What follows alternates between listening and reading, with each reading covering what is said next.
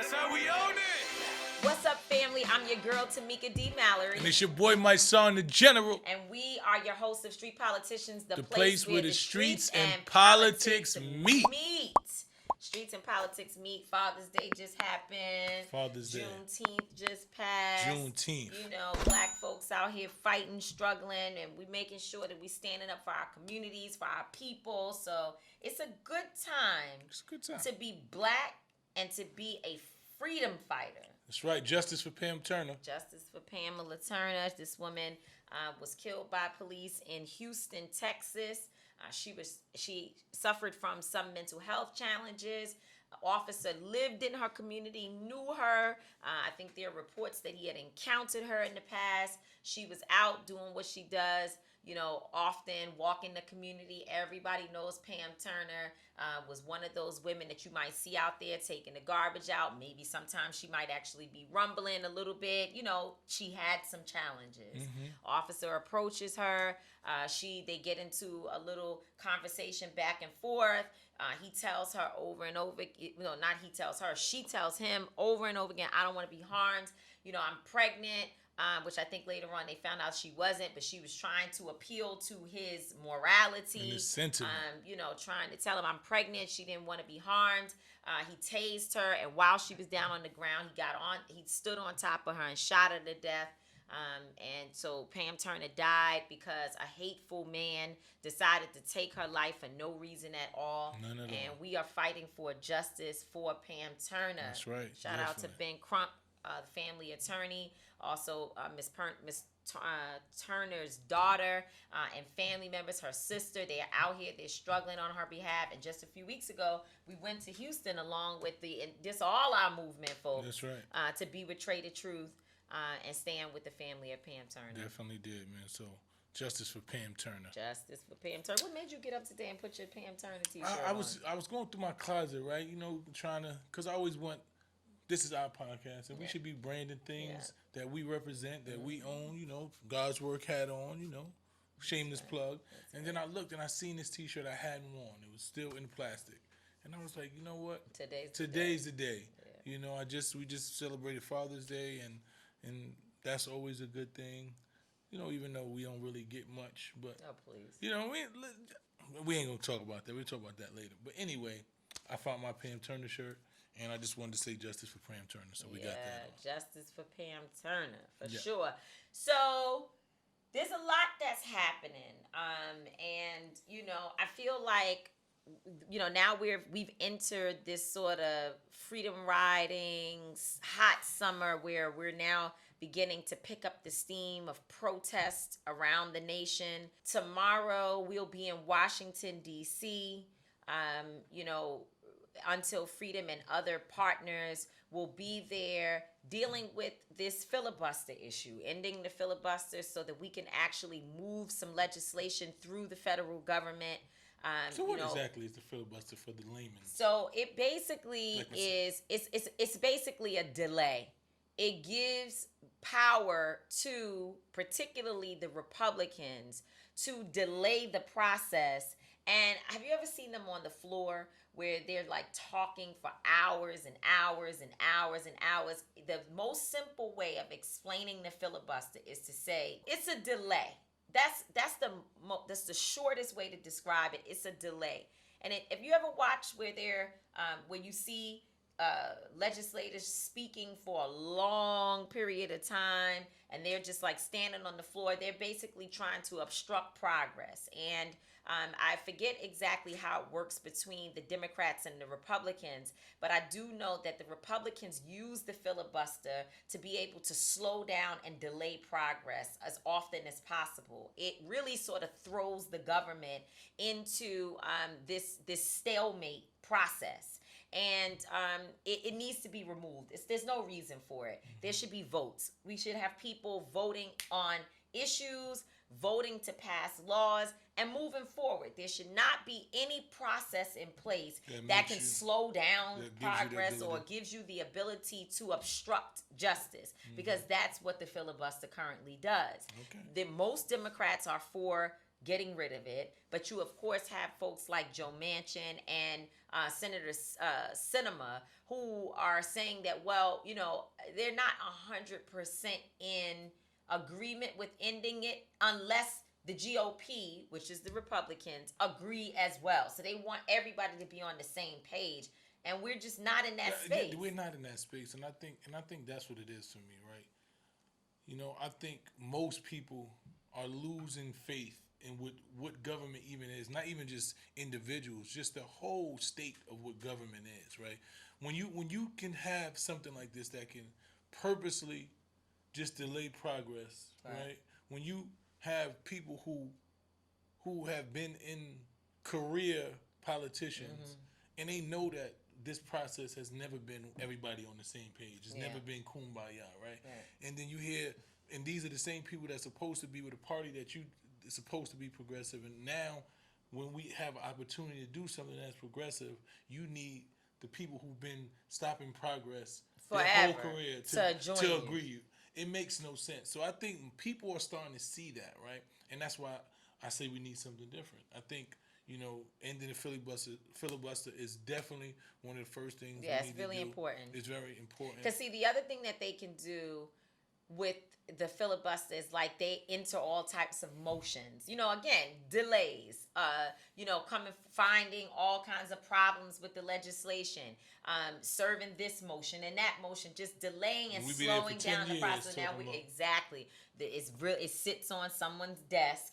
And it never really moves because the filibuster was designed to sort of like stop things or to.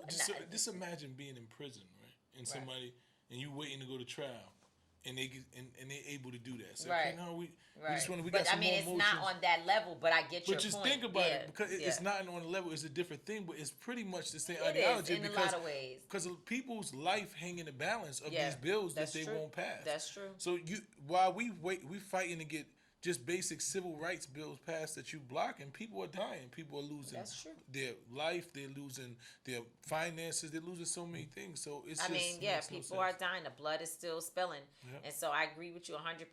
The filibuster needs to end. And so tomorrow when we go to Washington, we will be, addressing that, protesting to end the filibuster, to push especially the Democrats to do something. And then also there are other issues. Passing the George Floyd Justice and Policing Act. That for us is not negotiable. And we want it to pass as it currently stands rather than it being a watered down bill. So, we're going to be, the summer is hot.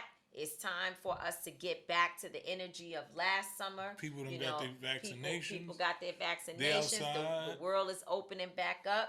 And there should be no reason why we're not hitting the streets. And I was thinking, because that's what I do in my thought of the day, I was thinking about this idea of Juneteenth and realizing that there are some folks who are really mad at people like me. I don't know your position on it. We haven't really talked much.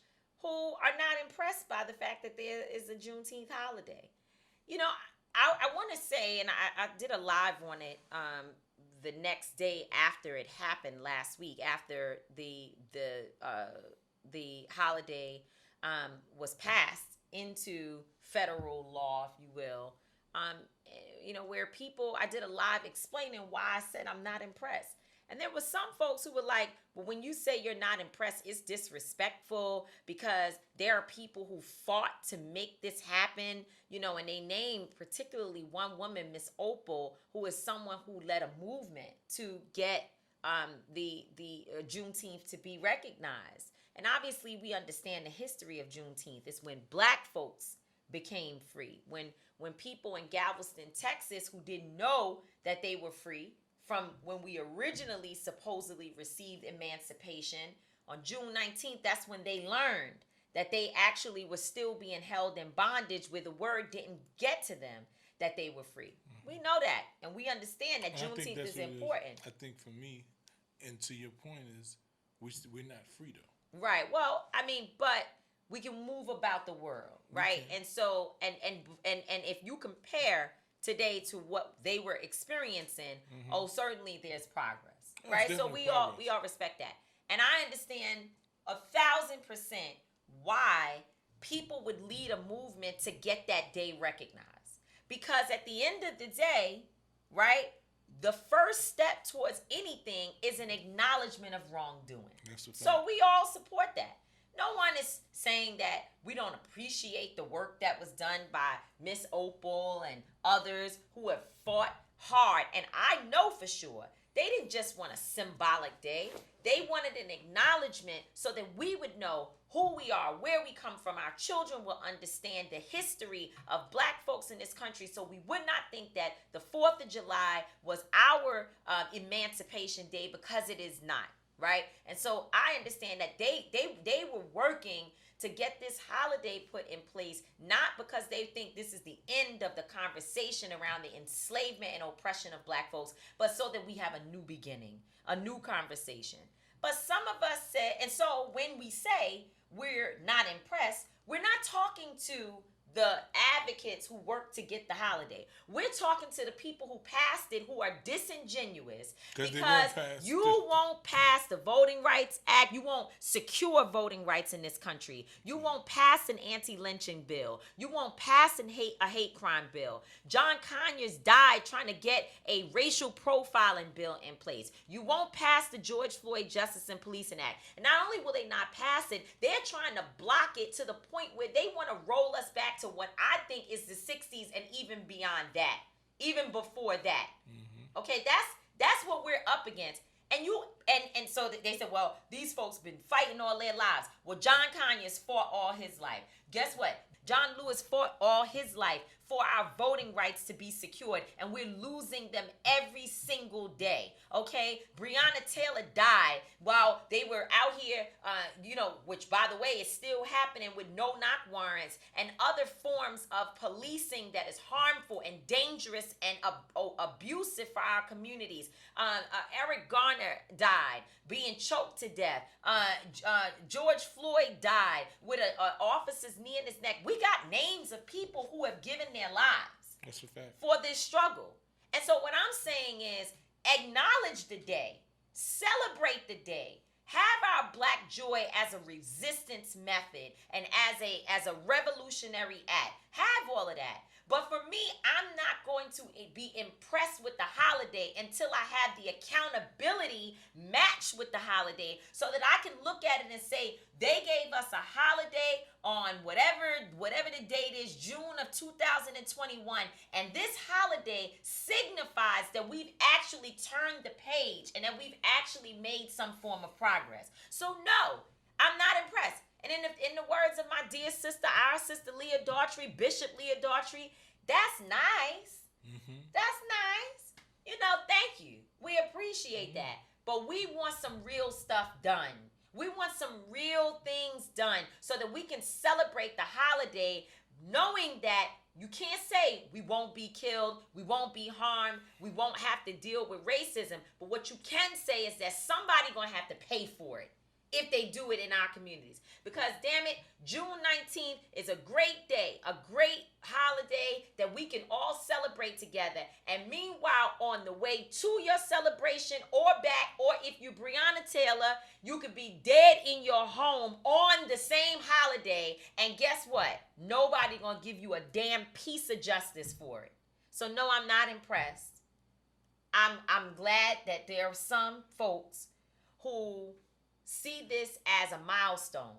And God bless them, and keep fighting for us. Keep fighting for us. Keep doing the work to make sure that their flag is raised, that people know we're at war and what our people have been through. Because we've been harmed, we've been abused, and we have been in this country for over 400 years experiencing an oppression that nobody else has ever experienced on American soil. So keep doing what you're doing. Keep fighting for us. When I say I'm not impressed, I'm not talking to you. I'm impressed by the work, the struggle, and the sacrifice of our elders and brothers and sisters who are out there sounding the alarm on our behalf. But I am not impressed by some particularly white men who are sitting up in Washington, who have struck justice every single day, deciding to sign a damn holiday in place and give it to us and say, now on this day, go eat some stuff, dance. We're gonna give you some damn 40% off at this store.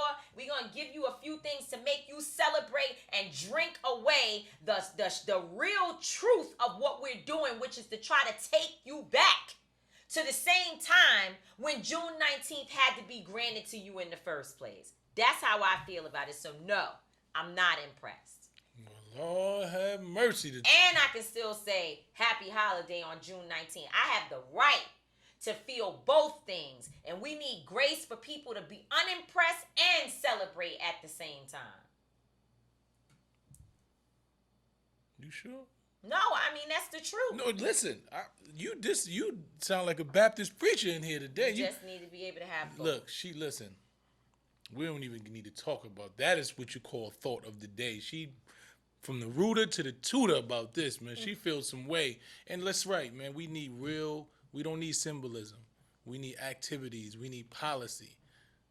Biden, we need policy and everything that it encompasses. So listen, Juneteenth is nice. Like she said, it's nice. It's nice. It look good.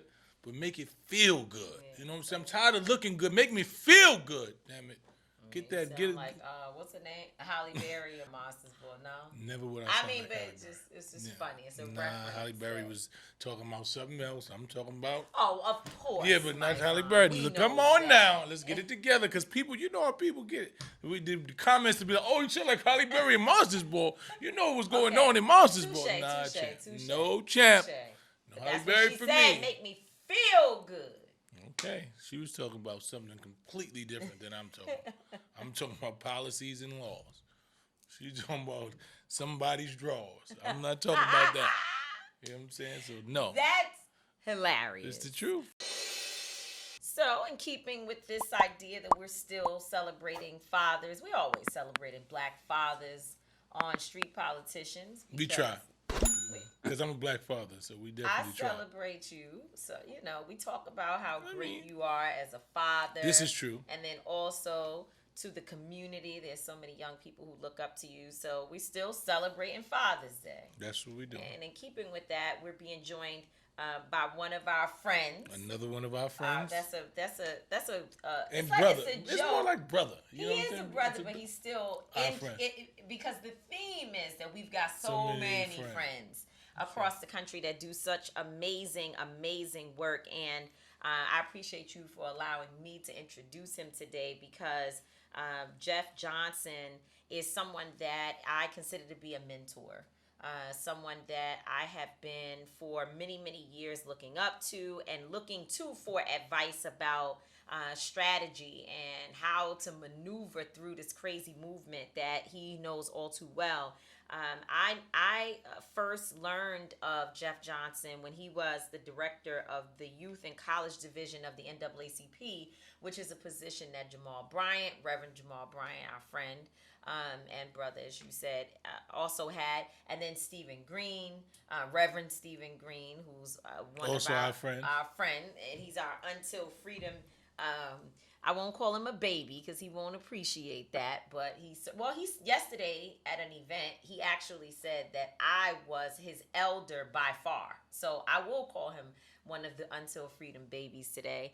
And then Tiffany Lofton, who is one of our colleagues, dope organizer. The NAACP has produced some of the absolute baddest young organizers in the country.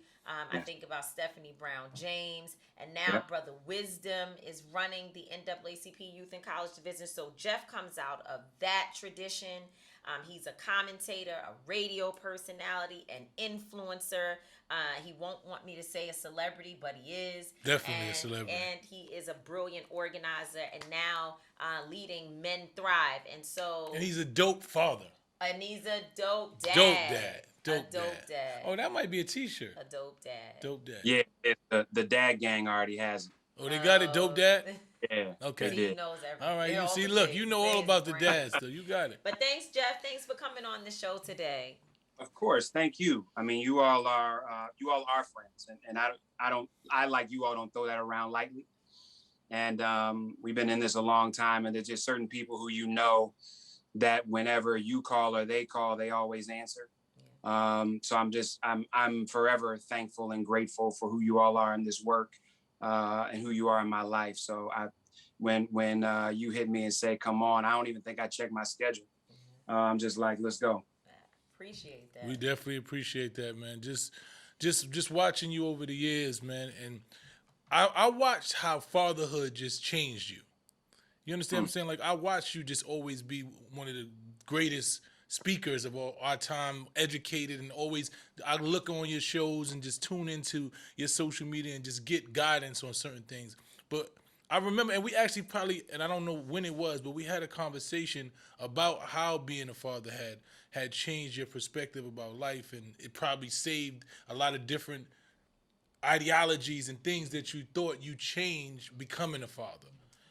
What is that process? What you see, my son, is that I was never in the public space not as a father. Right. So my daughter was born, Madison was born 4 months after I started working at the NAACP. So by the time I was on Rap City, which is when most people got to know me, I was already a 30-year-old dad of two. So I've never really been in the public space and not been a father. But to your point, I think fatherhood, if you're doing it in a way that makes any sense at all, reminds you how the difference between moving to create pleasure and moving to create legacy. And so I never got everything right. I don't get everything right now, but being a father helped me recognize with real clarity the difference between legacy movement and pleasure movement. And there's something, I think, to my son's point, because there are a lot of people who don't know that we had children so young, you know what I mean? And so they see you with your newer children, and it's like, oh, wow, now Jeff has kids. Well, no, actually, Jeff's had kids probably for, as you said, as long as your, public career, and as long as people have known you. But there is something about having children later in life that I do think it sort of shifts your perspective from when you have them and you're young and you don't really know anything and they don't know anything and y'all don't know anything together. When you have the smaller kids, you're trying to approach it from a different perspective. Yeah, you know what's funny? The perspective's already changed. So, I mean, you're right. When I had Madison at 26, I didn't know shit. I'm just like, can the rent get paid and can I not kill her? Right. That I'm winning. When Baldwin and Garvey was born, I was in my 40s. And so, my wisdom was different. My revenue was different. My thought process was different. The relationship that I was in with my wife was different than the relationship I was in with my previous wife. And so there were all this maturation that had happened. And so I literally tell Madison, Miles, and Malcolm, like, don't hate your brothers. Like, they just got a better me than y'all did. And what I learned being a father with you, the joys, the pain, the mistakes, the triumphs and all, have made me a better daddy for them. And so they get it. I think on most days, sometimes they be looking like, damn, Dad, you ain't never do that when we was kids. But it is a blessing. It's such a blessing to be in this space and be a father for the first time again. Because I just know so much I didn't know. How old is your youngest child? 2. Wow, I remember that. That was terrible too. I tell people all the time, at 2 years old, they trying to kill themselves, and your job is to make sure that they don't. No, you know what's crazy? They are trying to discover the world. Yeah. And like with no limitations. Exactly. Really, I'm like, brother, I will sit there and watch them move, and I'm like, Lord, please help me not mess up this light. Because they're not supposed to stop. And my wife, I had to teach my wife, I'm like, this is age appropriate defiance. Like, if you got a 2-year-old who does everything you say, something wrong with him. Like, something is wrong with a 2-year-old that does everything, because they're supposed to pretend like they don't hear you. And they're supposed to break stuff and throw stuff and figure stuff out and kick stuff. And they're supposed to be overly emotional. and whine and cry and get angry. And of course, we're supposed to parent them through that. But that's naturally what a 2-year-old energy is supposed to be. And so they have taught me something. Like, I now have a mantra where, like, every day I want to have childlike joy at least once a day. Because I watch them operate in a level of joy that often confuses me, because I'm so busy trying to figure out how to fix stuff and create stuff and make stuff that I often deny myself that joy. And so I have learned so much from their joy about joy that I got to make sure exists in my life. When we think about the community, because then it's like, now you're 12 years old, you grow up, and I would like to see that young Black boys would still have that joy. But now you get to school, you get to other places, and you're operating within systems that are trying to stop you from realizing, your greatness and seeing the world.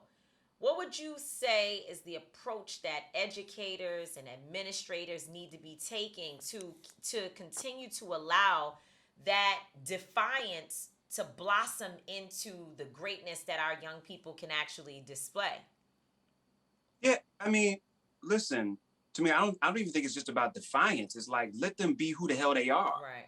And that doesn't mean that there aren't rules, right? And that to some degree, we're so concentrated on order and controlling people that we destroy what they were put here to do. And so I think it's parents, I think it's teachers, I think it's administrators. I think we have to realize what spectrum is.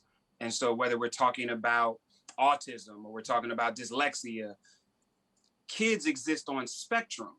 And so we're so busy diagnosing and labeling that we're not dealing with the nuance of our babies. And so kids are going to exist on a spectrum, one way or another. And as opposed to spending so much time saying, well, now something is wrong with this kid because they've been diagnosed with this, and now they can't do A, B, C, and D. Or now this kid has been diagnosed, and that means she is this.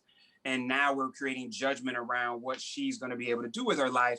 Just recognizing my oldest son, Miles, has dyslexia. And I'll never forget when we got the diagnosis. And maybe 6 months after that, we ran into Mr. Belfonte. And we were at an event for kids with dyslexia because Yale runs this event. And Mr. B has dyslexia. And so he was like, is this the boy? And I was like, yeah. And so he pulls him aside and like, I need to have a conversation with him without you. And so Miles is probably 9 years old, has no real clear understanding of who Mr. B is at all. And when I asked him, I said, well, what did he say to you? He said, he told me that that dyslexia gives me a superpower. And I just have to learn what mine is. And it was so empowering for him. But I think every kid is in that space. It's like every kid is in a space where they have been told or they have been convinced that something that is really natural to them is crazy to other people. And if we would stop telling kids that there's some yellow brick road to success or some narrow road that if they travel this road that all these other people have traveled, that they're going to make it, and start individualizing that each of them have a unique gift and they have to uniquely identify the tools that help them get there, then whether it's defiance, whether it's questioning, whether it's creativity, whether it's problem solving, whatever it is, we would be getting out of these babies' way, helping them actually do what it is that they were put here to do, as opposed to convince them that they were put here to do something else. Before you say, I just wanted to chime in on that thought and I talk about it all the time, because I love to talk. That's something we do together. We talk all the time. But when I was young, I was punished a lot for talking. It was actually the thing in school that would keep me in trouble. And I wasn't just a talker, but I recognized injustice. And so I would speak up on behalf of other people. I would speak to the conditions of the school. I attended a Catholic school in which, there was clearly a difference between the way that the Latino young people, especially young girls, they had longer, prettier hair. they were treated differently from us as young black girls, darker, brown-skinned girls, who had the sort of pigtail look. And I used to say things about it. And they found ways to marginalize me and to use the fact that I was so talkative as something to tell my parents so that I would stay in trouble. So the discipline, if you will, at school was rough, and then I would get home and my parents would punish me over the weekend because they had to pay me back for whatever I was doing in school. And it made me miserable and probably very rebellious, to where at 12 years old, I started running away from home. And the conversation that I've had with my parents since then is that the thing we thought, or they thought, was was problematic about me ended up being what now has shaped who I am as a person. And so I agree with you so much about individualizing individuals. And we call people individuals, but then we want them to act in a pack, and it doesn't work that way. And I think if folks had been more like, if they had found me a debate school, perhaps if they had, allowed me to be the one to do the announcements every day, you know what I mean? Or given me some job that allowed me to speak rather than trying to suppress my voice, it may have actually helped me. But, I still did it. I still talk too much, but hey, whatever. I think it's perfect. I say that all the time. I said, your gifts are the things that come so natural to you. And when you say what you just said, your mother actually acknowledged that. Yeah. At your party. She was like, the children who give you the most hell, those, let them do what they need to do.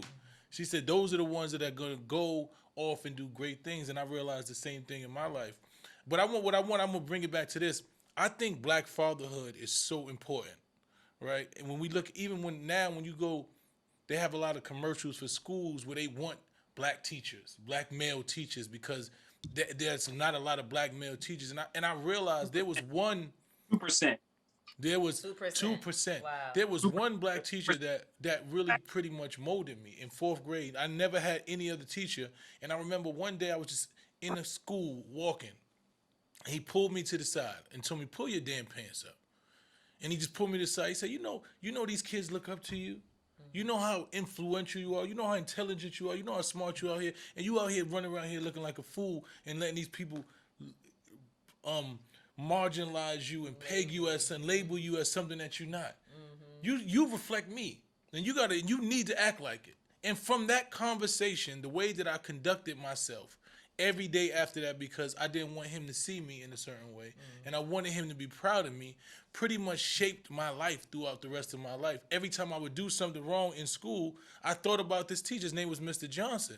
So I wanted you to speak to how do you feel about the presence of black fathers, the presence of black men just in the community, whether it's your father or you're a father-like figure in the community? No, I mean, I don't think we can argue the importance of men in communities. I think the question for us, because we know when men are in communities and that there is a difference. The question for me is, how are we investing in how brothers are in communities? And so I think sometimes we're so heavy to talk about presence that we don't talk about health. And I know, we created a community called Journey, and Journey is taking the word journey and legacy and bringing it together. So Journey is about how do we honor every black dad's unique journey to create legacy for his kids. But the community is about health. I mean, literally, I did an unplanned live 2 days ago, and a brother came on and said, I'm raising this 2-year-old by myself. Her mother's daughter, my daughter's mother passed away, and I don't know what the hell I'm doing. And not only do we have another brother who was on the live, and these are just regular dads. Like, I literally went on and was just like, I just want to talk to some dads. So this wasn't influencers. This wasn't dad influencers. This wasn't celebrity dads. This was just brothers at work. And so he was like, I don't know what I'm doing. I'm angry sometimes. I'm like, why did this happen to me? There's certain things with her I don't know how to do. And I'm like, bruh, like, one, can I celebrate you right now? Because you didn't put this baby up for adoption. You ain't drop her off at your mom. and do. You acknowledge, like most parents do, that we don't know it. Any good parent will tell you they don't know what the hell they're doing. Right. Any parent is like, I'm showing up with what I have because I don't know what else to do, and I'm hoping for the best. But we were able to connect him to 3 brothers who have been raising their daughters by themselves because they either lost a mother in childbirth or the mother had a rare disease or condition. And I talked to him. The live was 2 days ago. I talked to him this morning, and he's like, man, these brothers are fantastic. It seems like an entirely new day. And I bring up that story to say, that's the focus for me, because I don't want brothers to be present and broken. I want them to be present. And Black men have the lowest life expectancy of any demographic in America. We got the highest level of toxic stress, highest level of anxiety, highest level of increased suicide rate, highest level of certain preventable diseases. And as a result, we're dying from stuff that's preventable, but we don't even have the wherewithal to talk about it, because what we've been told is manhood is shut the fuck up and stand there and look strong. Right. Yeah. So yes, my son, the more brothers we can have present, I'm with it. But can you imagine a world where Black men show up whole? That's beautiful. And so that's what Men-Thrive is about. That's what Journey is about. That's what Men-Thrive. That's what I was about to ask you. So that's pretty much what Men-Thrive is about. I've been that dude that was showing up, and like I got to a place, and I know y'all been there. I got to a place where I was on the road for the umpteenth day, and I got a call from Miles, actually, and he was like, I said, buddy, how you doing? You know, blah, blah, blah, blah. He was like, Daddy, I just need you to come home. That's it. You come home. Yeah. And I mean, coming out of the NAACP, I was probably in the worst place I've ever been. It was a place of depression. I realized I had been living this life of service and never serving me. And so I was broken. I wasn't who I was supposed to be. I was navigating crazy character flaws that were being encouraged. A lot of the brothers around me weren't whole either. And so I am for my son, brothers being present any way they know how, but I'm excited about brothers being whole. Damn, on that note.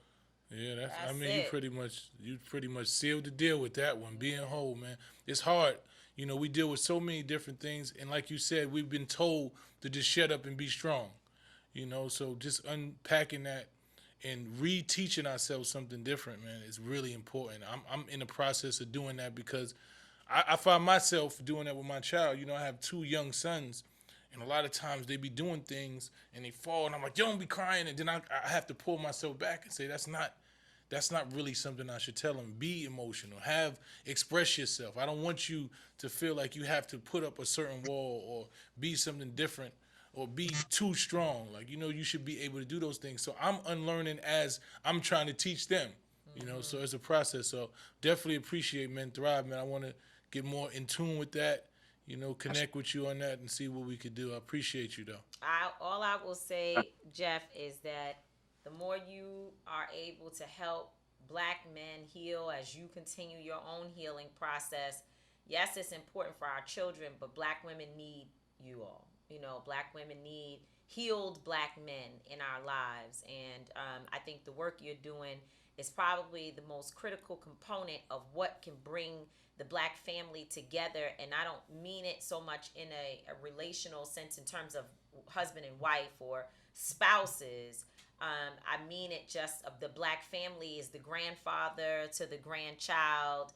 It's the granddaughter having a relationship with the son. I mean, all those things are so important. And I believe that in this moment, I think that throughout history, I guess I don't think I know that throughout history, one of the most important tactics of our oppressor has been to keep our families split and to keep us broken. Because once we recognize and realize the power that we have being a unit, how bold will we be? And so it's something I look forward to, and I look forward to even my own healing, because I am in transformation and I feel it every day. And I feel like I'm showing up better in space with my son, which you and I have talked about so many times over the years, what it's like to try to raise a 22-year-old when I also needed to be raised. So I love you, and I'm so grateful for you, Jeff. Thank you for your work. Thank you for your sacrifice. Thank you for your commitment. Know that it does not go unseen. Absolutely. But before you go, we got to come back and talk about something you just said, because the family is us. Mm-hmm. It really is the platonic relationships between Black men and women. Yeah. Mm-hmm. We could get to the place where relationship goals were more about how do Black men and Black women look at each other and say, I want to create a relationship with them just because not because I want to hit, not because they look good on my arm, not because she can hold the bag, not because she can cook, not because this Negro can buy this ring, or not because he can drive this. Right. But I think about the relationship you and I have, and it's like, I love you because you dope. Yeah, I love you too. Period. Because you dope. No, right. And so, but imagine what we would look like if even the romantic relationships we were in were rooted in the fact that we got first because we thought each other was dope. That's right. That's the key to it. That up. Yep, yeah, that's the key to it. Because you dope. Just because you dope. Well, y'all are both dope dads. Love Appreciate y'all it. so much. Thank you, Jeff. Thank you for being with us. You coming back again for sure. Definitely, me. We appreciate you. Keep being a dope dad, man. You too, brother. And helping men thrive. Peace. Peace.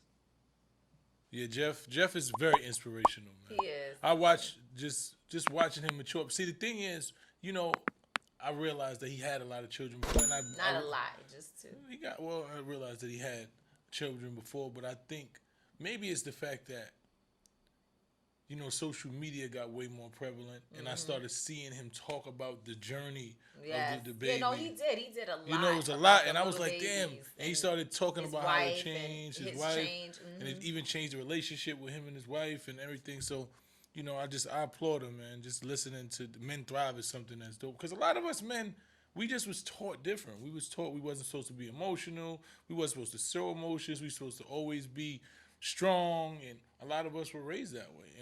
And when you start to think about it, it's not even realistic.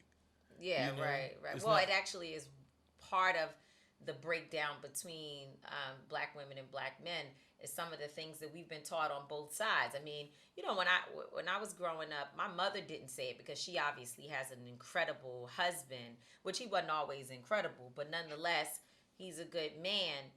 But there was a narrative that I heard from many older women that men ain't shit. That's just something we were taught. You can't trust them. They all lie. They all cheat. And so we carry that with us into relationships. So we're entering a relationship with trauma just based upon somebody else's story, or what's being deposited in our minds. And so in state of emergency, one of the things that I thought was so important is to hire someone to help me with research. Because sometimes we as Black folks, and I don't know if other communities do this, but I know with us, we tell stories like tales to make a particular point. And then later on, you like going around thinking that Jesus walked down 125th Street. And it's like he was never on 125th Street, but that's something that made sense at the time that your grandmother said, because Jesus is down there walking on 125th Street and he gonna get you. And you like, oh my God, we can't, you thinking that these things are true and it's actually not. So I wanted to make sure that even the things that I believe I know about history, that I was right, that I was right on point. And I learned in the process and unlearned some things. And one of the issues that I tell you about all the time is that towards the end of the book, where I start to really get into some of the solutions, I talk about police reform, and it just kills me that I use the word reform, because over the year that I was writing the book, I still believe that reform is what we needed. And now, as I'm entering this new phase of my own development, I realize reform won't work, that it's a overhaul. Transformation, overhaul, tearing down of what exists, and rebuilding public safety with community at the center of it. And so, but that's evolution. That's what growth is all about. Where we get in trouble is when we think we know and are unwilling to listen to other people. So I appreciate Jeff for saying we're healing, learning, and growing together. Definitely, man. I definitely appreciate him. One of the fathers that I look up to. Yeah. And the next person that we're about to have is also a father that I look up to, a very, a brother, somebody I consider a brother. He's our friend. We got more friends than anybody. But this is one of those brothers that, man, I watch the way he moves. I love, how stand up he is. I love the way that he carries himself as a man, the way he carries his family.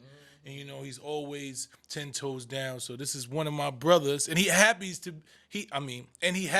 be married to our brand expert. That's right. Latoya the brand Bond. Whisperer Latoya Bond. Yes, and this is my brother, none other than James Bond. The Bond. The Bond, man. Hello. What's going on, King? Everything good. Appreciate y'all. Well, we appreciate you, man. It's funny because y'all had Jeff here today, and me and Jeff just went live yesterday. Oh, wow. Yeah, and we was just building and kicking it about the importance of fatherhood, and how the neighborhoods and the inner city kids really need that, and not only the inner city, it's very important. Yes, sir. I was saying that to Jeff too, how important it is to have black men prevalent in our communities, fathers, even you're not biologically fathers, but there's a lot of men in our communities who people look up to as fathers, and I think it's important that we get back to that, So tell us about Dadish. What made you create it? What is it? I like the name already, but I just want it's the name for me. Do something with a little bit of style to it. Yes, so sir. The reason why I came up with Dadish is because I seen that it was just a lack of, like brotherhood. So I call it Dadish. It's the fatherhood brotherhood. You know what I'm saying? And what I try to do with Dadish is link up with like-minded fathers, because as fathers and as men, we all have circles, right? So what I do is I come in with my circle and we get our circles together, which create a larger circle. And if we build the right way, that overflows to the kids in the community. You feel me? So that's what Dadish is really all about, networking and building and just giving back, because as a dad, the reason why I do the things that I do is because I grew up without a father. So all the things that I missed out on is the things that I give to my kids, and it's very important to me. So what are some of the activities of Dadish? Like, what have you guys been doing? I mean, I've been watching you on social media, really building a movement. I love the networking component of fathers getting together, because one of the big arguments that my son and I have on a regular basis, and not just him, also Angelo, who you know well, our partner at Until Freedom, one of the biggest arguments we get into is this idea that women get together all the time working on women. So we don't need y'all to tell us what we need to do, because that's what they do to me. Y'all need to do this, and y'all need to do that, and y'all need to... You do it to us too. No. Yeah, well, that's because y'all don't get together and figure out what y'all need. Y'all need us to tell y'all what to do. We don't need y'all to tell us. It's true, because women do get together more than men, and they build and they create common goals, and then they attack them. You feel me? Right. And that's another part of this, where I reach out to all the brothers who I know, young dads, old dads, because it's basically each one teach one thing. So what I do is, first of all, I'm from Harlem, of course, y'all know, but everybody else don't know. I go back to where I'm originally from, where they know me the best at, and I started there. That's my grassroots, and I just build with the brothers like, yo, you could be doing something different, with this amount of, you could call it power, but it's just basically influence in the community. You could be doing much more. And I tell them, look, I'm a perfect example of that. We all come from the same place, and that's what it is. That's the key to it, and I try to do the same thing, go back to the community, because for me, it's like, why would I want to grow and evolve and be successful and have the people from where I, was at my lowest at, stay there? I want to evolve with people. I come back to the community. I tell people all the time, the notion of leaving the hood is good, but you want to go to a better place, you want to live in it, but the key is to transform the hood to where it's something that's that's beautiful for you. You know, I want to see everybody in our community thrive. I want to see these young brothers utilize, like you said, their influence to be, you know, something positive, because it's easy to do. And when you start to realize it, you know, when I started realizing that the influence I have and the ideologies I have can be put to something more than what we've been taught about in the streets, you know, and when you apply it to something else that's legal and positive, the amount of success that you can have from it, I was startled. I couldn't even believe that, because we had only been taught that this is the way you got to do this, and you got to utilize the streets, and you got to go this method. And as soon as I realized that the same ideology and the same talents that I have, I can use to do something positive, I immediately did it. So Dadish, when I think about what you're saying with Dadish, is influencers and people of integrity who have, you know, some level of notoriety, just coming together with just regular people, everybody, and just in letting them feel empowered and showing them how to utilize what they have to be empowered. Yeah. Right. The game changer is just showing them that it's other options, you know? We don't got to be stuck in the same ways anymore. It's so many options, and sky's the limit. And, you know, with Dadish, as you guys already know, we putting together a tournament for back to school in August. And also I'm working on putting a retreat together for dads so that we could get together and Yeah, build. there you go, because these girls got all types of retreats, man. You already know we got to build and just plant the seeds. You feel me? Because without planting the seeds, it won't be anything. Yeah, no, and you know, I think you know, you are our change maker today. We have a change maker segment in which we choose people who are doing really, really positive things within the community. Some folks are doing it on an international scale. Other people are doing it just on their block. And I think all those things matter, and Dadish is so important. I see this movement growing. I know the drive that you have, and also the support of the strong Black women who are there to help you. And it's obviously a very, very, very important moment in general in our society, especially when we know that shootings are up around the country. People are dying, and they're dying because there's so much oppression and pain and so much lack, to your original point, where folks are feeling like they don't have. But one of the things I will say is that watching you with your daughter, watching you with Journey, is where I see the most of the let's see, what do I want to call it? It's change maker stuff, man. To watch a man and his daughter have such a bond and come together in the way in which and I know, because I have that bond with my father. I know other young men, other young women who have those bonds with their dads, and I don't know if men, and particularly Black men, understand how important it is for your daughter to know that her first love is her father, who is there to teach her the values of what it is for a man to be in her life. So I just want to salute you for that, and thank you for the movement you're creating, because there's definitely a need. Yes, definitely. Yes, sir, man. We appreciate you, King. I always tell you, man, you're one of the brothers I look up to, man. Continue to be what you are, man. Dadish is something I see going far. Yep. Make sure we get these retreats going, because we need to go out and just build with each other, because these women got all types of stuff going on. Every time I turn around, they got something going on. They working. Look, we got to work. Well, listen, we working too. Let's work, man. Let's get it going, man. I appreciate you, King. Yeah, appreciate y'all. Love you. Right, love you, bro. too. Keep doing what you're doing. The Dadish. Bond. James Bond. Dadish. Yes, indeed. Yes, sir. Shout out to James, man. Yeah. James He's is a great dad. He's just a great dude. You know what I'm saying? He There's a lot is of a good dudes. dude. And you know, it's hard, right? Transitioning from where we come from. I see a lot of brothers that I know have a struggle transitioning from the streets and then evolving into having same principles and morals that we got from the streets, but transform into something that's positive. They think you just got to be the street person and stay engulfed in that. And he's one of the people who shows you don't have to do that.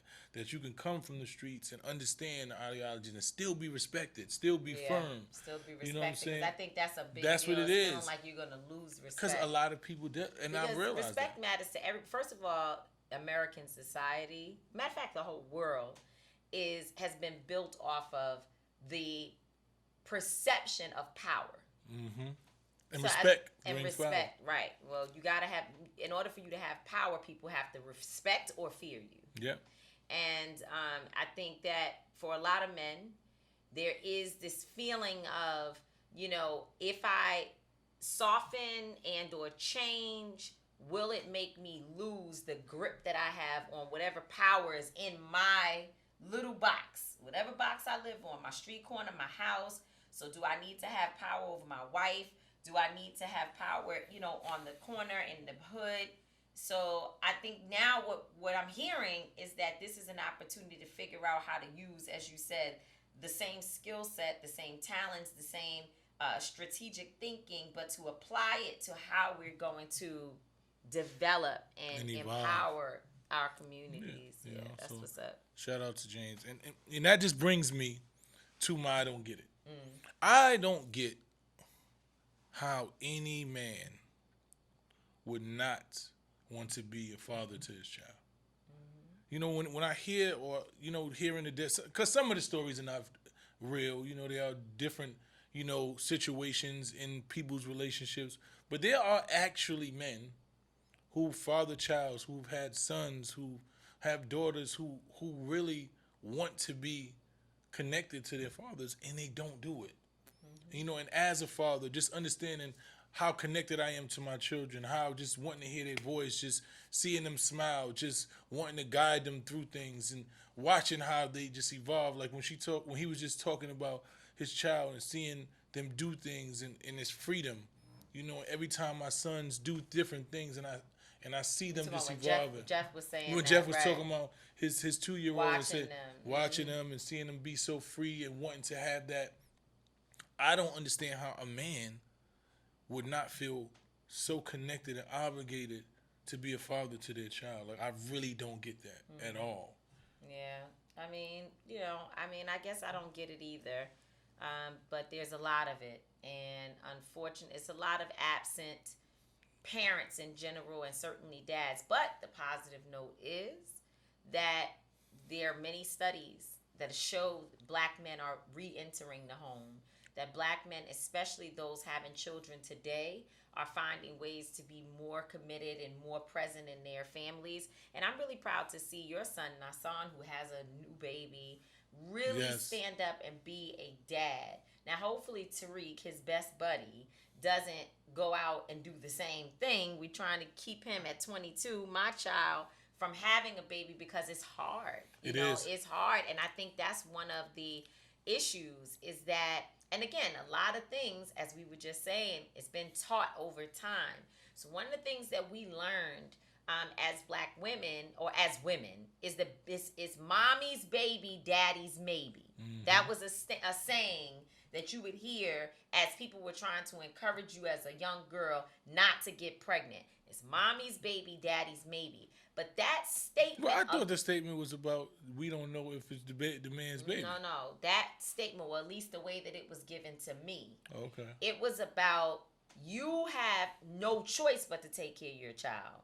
And you hope the dad will be present. But it's possible that he may or may not be there. Well, for me, it was, look, you don't know who she was sleeping with, and you better go get your blood test to make sure that that's your baby. The teachings are different from the male perspective to the female perspective. But I know for us, we definitely learned, you stuck with this child, and the baby's going to live with you. The father can come and go. He can do whatever he chooses to do. But I think that's a two-pronged situation, right? Because legally, the mother is the primary caretaker of the child. Like, you have to go through processes for you to have the same rights as the mother all the time. Like, it's not, if a child is living in the mother's home, right? If both of y'all living in the same place, you can't just take the child.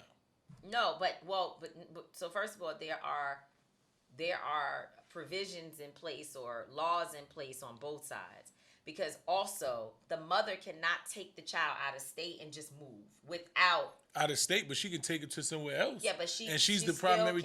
If as a father, y'all both live in the same house, and you take the child, and you go somewhere, they bringing that child back to his mother. Well, that's probably true. That's factual. But there's still court proceedings that will take place. So for instance, I have a friend who I'm very close to, and recently that happened. Her 9-year-old daughter went to her father's house and decided that she wasn't going home because they got into it, and she was like, I'm staying with my father. Well, when her mother got the police and went to his house to get her back because he wasn't willing to send her back, and ACS got involved and said, well, we can't just remove her from her father's home because her mother did not have any paperwork that says that she is the prominent or the dominant parent, not dominant, but the main parent. Primary parent, that's the word. She didn't have that paperwork. So now they need an investigation to figure out, is the child being harmed, this and that. And now that little thing that happened, unfortunately, has the Child Protective Services in both homes on a regular basis over the fact that the mother and the 9-year-old got into it. So it's the system, the lines get very blurred. But yes, the mother does birth the child, and therefore there's a lot of responsibility and also expectations placed on the mother. I'm just saying that because of the way it's framed in the world, because sometimes you put things in the air, in the universe, and it sticks. And I think that there has been, because it's so difficult to raise a child, it stuck somewhere along the line that the father is like, maybe you can be there, but you can also go off and do whatever else you need to do in your life. And maybe you come, maybe you don't. And I think that's shifting because people are understanding that their children need both parents. There is no way. That balance of two parents is very critical. And it's not just two parents. You actually need two parents, grandparents, aunts. It takes a whole village to raise one child. So it's good to see Dadish. It's good to see Men-Thrive. I love these types of shows when we bring the brothers into the space because we always have powerful black women, but there are also great black men out there doing powerful things as well. That's right. So that concludes our episode. A great episode. Great episode celebrating fatherhood. Yeah. Happy belated Father's Day to all the fathers out there. If you have a child, you deserve to be celebrated. Hopefully you got more than a card. Maybe somebody cooked you something. Maybe you got a little more than socks. Come on, woman, step up. Gifts, it's Father's Day. Look, y'all want all types of gifts and jewelry and trips and all this stuff. Act like Father's Day really exists. We tired of getting the same old card that you wiped off from last year, you crossed out, and you put the new. You can't even find the one that you saved last year. They do. Said, I'm gonna give it to him this year. We want more than a hug. You don't know where it is. We want more than a hug for Father's Day. Start stepping up. Step up. Step your Father's Day thing up. So we appreciate y'all, man. It's the game. Father's Day game. Father's Day game. Step your Father's Day game all the way up. Salute you, dads. We love you. We appreciate you. Continue to be great. And once again, I'm not going to always be right, but I am now because today's Father's Day. And we're going to celebrate Father's Day so fathers are right. And Tamika is not going to always be wrong, but we will both always be authentic. Right. Peace. Thanks for joining Street Politicians. The number one podcast. Appreciate y'all. In our minds, but it needs to be on the charts. Number one. Subscribe. Hit the like button. That's how we own it.